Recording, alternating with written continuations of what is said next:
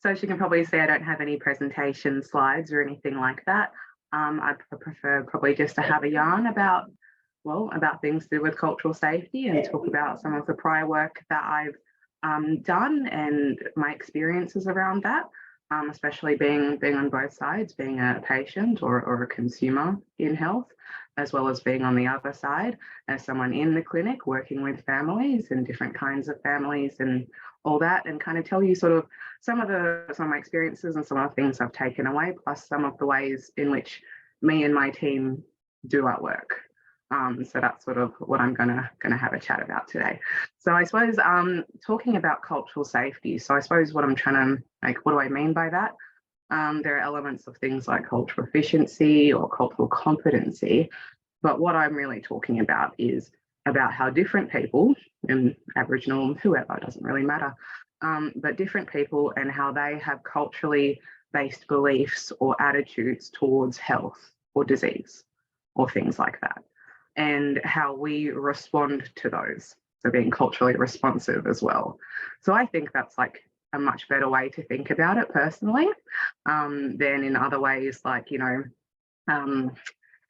I suppose it's better than, you know, having, you know, just cultural awareness training or just having some images around the office or paintings or a plaque. Like, that's not really what I'm talking about. Like, some of those things do help a lot, but they're really not, in terms of having those sort of meaningful consultations, they're really not part of it. So that's what I sort of wanted to be clear about that. So yeah, so getting back on to what we're talking about, I suppose for me personally, as someone going into a clinic, is for me the cultural settings are really important. And what I mean by that, again, is not like specifically about what's in the room per se, but kind of just the whole vibe around it. So I think you guys can probably agree that some of the ways in which we do our clinical work can be very kind of sterile environments, uncomfortable. There's already kind of, you know, certain issues around sort of family structure around that. So for instance, I still go to the AMS, so Aboriginal Medical Service, over any others still, because I really enjoy it there. I find it very, very comfortable. There's places for our families to be if they're with us, whether that be elders or children, and having that be okay as well, like having space and allowing those sorts of things to be there. And also when you call them in, having it okay for the family to join. Now, I know that, you know, in rare care, like that might already be expected, especially when we're talking about genetic issues. But I think we can also agree that most of the time that's not really what's considered normal. And that could also put like a lot of the families and people sort of, you know, they're not at ease, not in the way that we would want them to. And I suppose when we're doing our consultations and stuff, having that sort of comfort level really brings out the best, not just in terms of the interactions with the families, but also some of the results, whether that be, you know, questionnaires or if you're doing any kinds of tests or things like that. And so I suppose having the comfort and all those sorts of things are really important, is because, I mean, one thing I've noticed from my work, so just to give you, I'll probably do this a lot, go back and forth a bit, but I was working in lung health at one time, and we had to deal with lots of families in the hospital. So that's already a scary environment. Some of them weren't even from Perth, you know, they're from out of town. And then, you know, people are coming in, specialists are coming in all the time, and they're not really quite sure about how to answer the questions. I can't say confident, they might have understood those questions. So I suppose building that rapport, understanding that family structure, like who are you supposed to speak to? How do you speak to them is really important. So the example I'll give is, yeah, I saw this family, and honestly, there was, I mean, it wasn't the whole family, but there were a lot of people in that room. So it was a young bub, and they were very young parents, and I kind of knew, like, even though that's mum and dad and these are the people I should be talking to, in reality, I should be talking to nan and pop, so their parents, because I could kind of tell that they're not the bosses, but you know what I mean. They're the heads of the family. They're going to be a lot of people who are making a lot of the decisions, whether that be around care, whether it be around the kind of answers that they give to the doctors. So you know, and for me being comfortable as well, like I will be honest, I did have someone with me who was like actually quite extremely uncomfortable and didn't know how to come into the room, know how to talk to the parents, know how to talk to the family. So I kind of just, to be honest, I kind of just left her near the door and kind of got on with what I needed to do, which was to again have a sit down with the nan and pop and kind of talk about what kind of things are they do, what do they understand, why they're here, what do they think they need to do, and also, I mean, you'd be interested that when you ask them what kind of things that they need to do, it might not be things like, you know, take antibiotics 3 times a day. There could be other factors and other things in the background that contribute to family health. So it wouldn't just be about that one child. It would be actually kind of more about the collective, and, you know, making sure that you, I'm not saying that this happens all the time, but as I was saying earlier in the piece, being culturally responsive to that.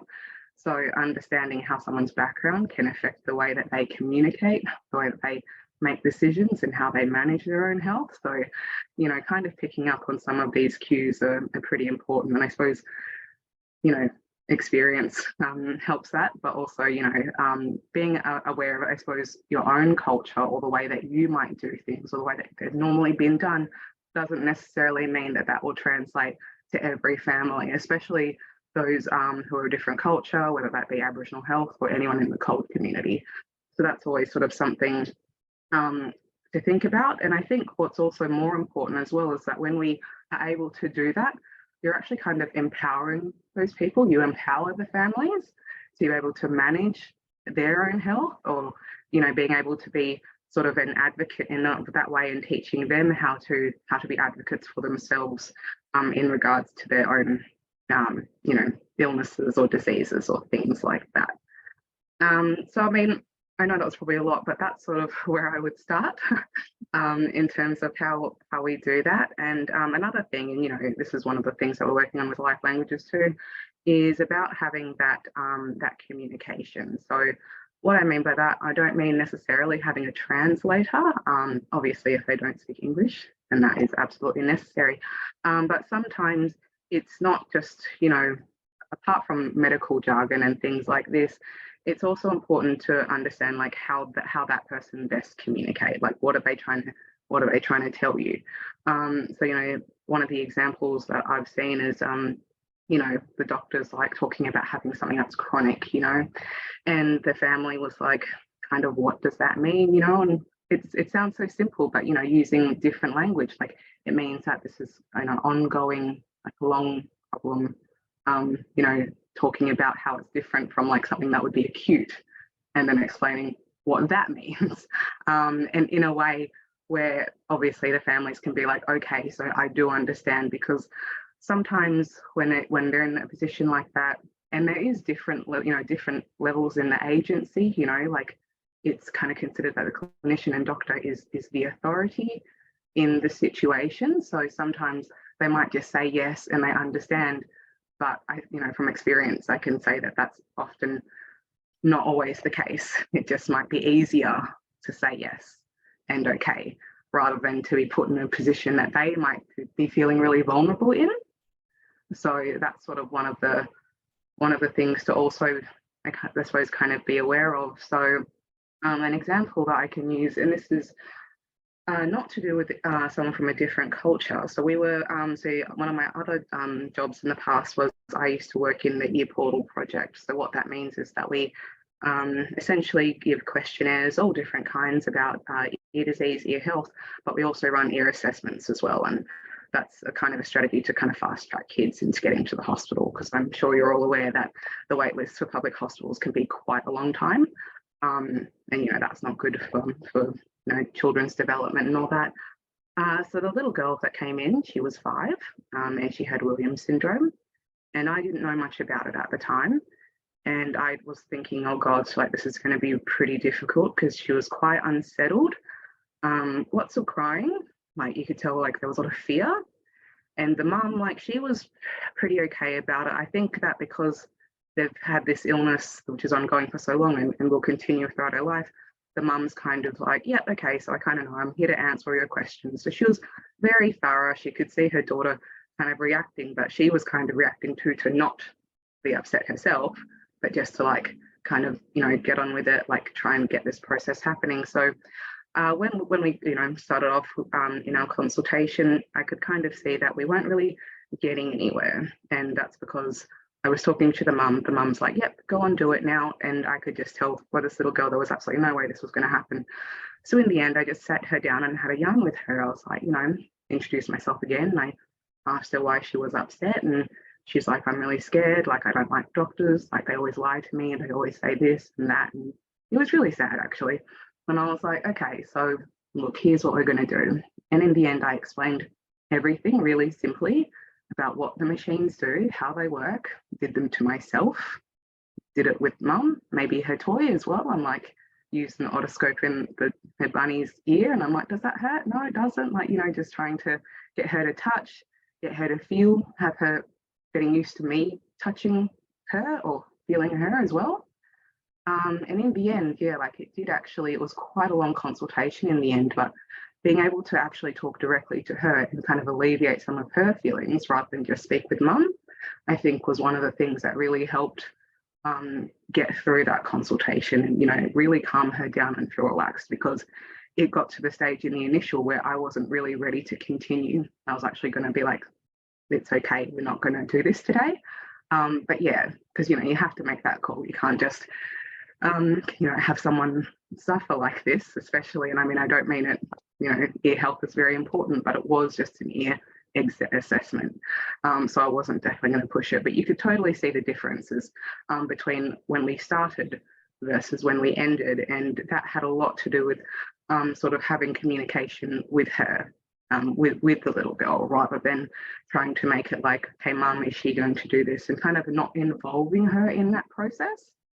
So I think that was probably one of the best things that actually could have happened, is really making sure that it's not just the patient, or it's not just the guardian, or it's not, like, if everyone is involved in this, we can actually move, further and more efficient as well. Because at the end of the day, I did get everything I needed, all the data and all the questionnaires, and it actually ended up being really successful. But I'll tell you, at the start, I really did not think that that was going to happen at all. So that was one of the things that I suppose I've learned, is about how we communicate and to different people will ultimately kind of change the outcomes, I think, when we're having this kind of clinical, being in the consultation. I suppose the other thing I would like to sort of mention as well, in terms of being culturally safe, is a lot of times when you come in, like patients, you don't really know what their backgrounds are. Sometimes, depending on if you're in a hospital or, some kind of clinic, it might say, especially like, say, when it's my areas of work, a lot of children will be Aboriginal identified. So I will kind of know, but sometimes it's not. And a lot of times they'll be a very different culture to me. So I won't know a lot of things about their historical backgrounds. I don't know where they've come from, what kind of life events have led them to be here. But it's really important that, one, we are able to kind of have an understanding about any kind of like trauma, if there's any sort of traumas that could have happened in the past, or if you don't really not want to have an understanding about that, but sort of understand that it could be there. And that's why it's important to employ kind of a strengths-based type interaction where, they feel free from being stereotyped, and therefore feel free to be able to talk about their illnesses or anything else that's going on at home.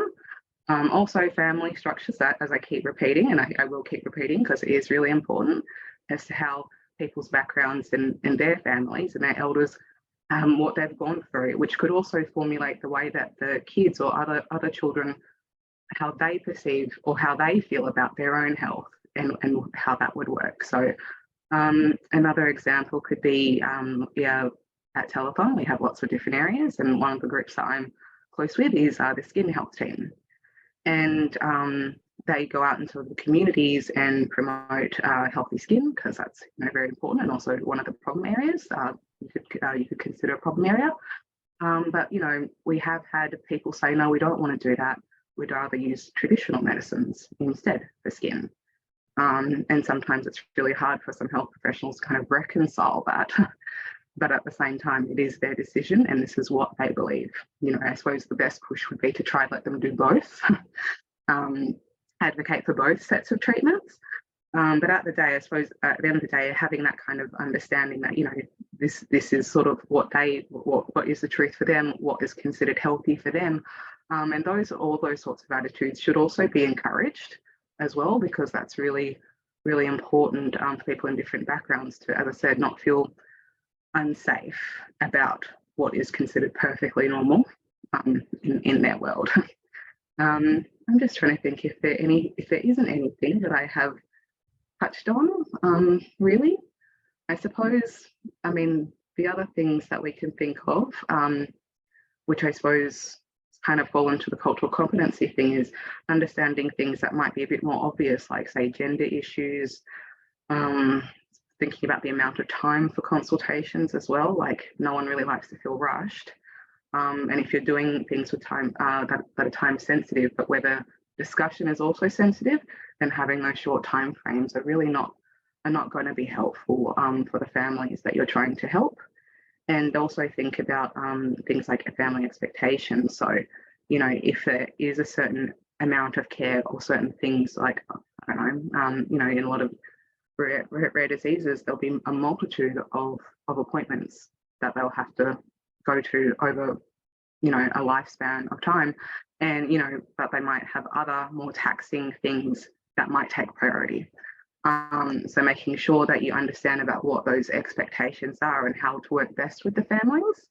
And I think a lot of that also comes from a knowledge of having being proficient at understanding different services and just the systems themselves, because even though you might not be able to help them personally with other areas of their life to be able to kind of make this smoother, is having a knowledge of other services and other groups and how they might be able to help facilitate you know, the lifespan of the care, which is easier said than done. I know that.